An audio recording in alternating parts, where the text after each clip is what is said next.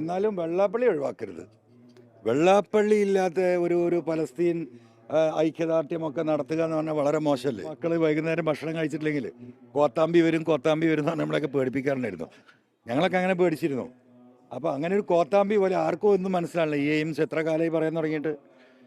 ഇതൊരു ഓർഡേഴ്സ് ആവേണ്ട. ആദ്യം കേരളത്തിന് ഒരു എയിംസ് സാങ്ഷൻ ചെയ്തു എന്ന് സെൻട്രൽ ഗവൺമെൻറ് അതിൻ്റെ ലീഗലായിട്ട് അത് ഡിക്ലെയർ ചെയ്യുമ്പോഴാണല്ലോ ഒരു സാധനം വരാൻ പോകുന്നത്. അതിനെതിരെ വന്നിട്ടില്ല. പിന്നെ ഈ പറയുന്ന തർക്കം, ഞാൻ ആലപ്പുഴയിലേക്ക് അതങ്ങ് എടുക്കും, ഞാൻ തൃശ്ശൂരിലേക്ക് അങ്ങ് കൊണ്ടുപോകും എന്ന് പറഞ്ഞതിലൊക്കെ എന്തർത്ഥമല്ല, ഒരർത്ഥമില്ല. ഇതൊക്കെ ആളുകളെ തിരഞ്ഞെടുപ്പാകുമ്പോൾ എന്താ പറയുക, ആളുകളെ പറ്റിക്കാൻ വേണ്ടിയിട്ടുള്ള പല ജാതി തെരഞ്ഞെടുപ്പ് തന്ത്രങ്ങളുമായിട്ട് വരും. ഇപ്പോൾ നിങ്ങൾ കണ്ടുകൊണ്ടിരിക്കുന്നുണ്ടല്ലോ CM വിത്ത് മീ. അപ്പോൾ CM ഇതുവരെ എവിടെയായിരുന്നു? ഇപ്പോഴാണ് CM വിത്ത് മീ. CM വിത്ത് ഈ പറയുന്ന അദാനിയാണ്, CM വിത്ത് വെള്ളാപ്പള്ളി നടേശനാണ് എന്നുള്ള കേരളത്തിലെ ജനങ്ങൾക്ക് മുഴുവനായിട്ടും അറിയാം. അപ്പോൾ ഇതുവരെ 10 കൊല്ലമായിട്ട് ജനങ്ങളെ കണ്ടാൽ അലർജി ഉണ്ടായിരുന്ന ഒരു മുഖ്യമന്ത്രി ഇപ്പോൾ കുറച്ച് ഫോണും കമ്പ്യൂട്ടറൊക്കെ വെച്ചുകൊണ്ട് CM വിത്ത് മീ അറിഞ്ഞാൽ ആർക്കാ ഇതൊക്കെ മനസ്സിലാവാത്തത്?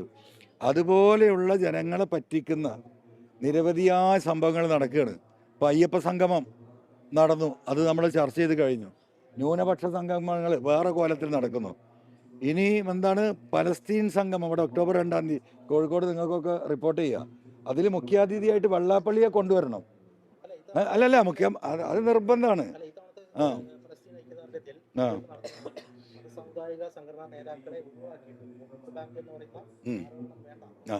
അല്ല, ഒഴിവാക്കിയത് ഏറ്റവും നന്നായി. എന്നാലും വെള്ളാപ്പള്ളി ഒഴിവാക്കരുത്.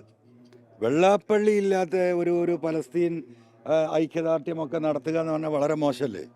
അപ്പോൾ ലോകത്തെ എല്ലാ മനുഷ്യരുടെയും നീതിക്ക് വേണ്ടിയിട്ട് പോരാടുന്ന മുഖ്യമന്ത്രിയോടൊപ്പം നിന്നാണ് പോരാണ്.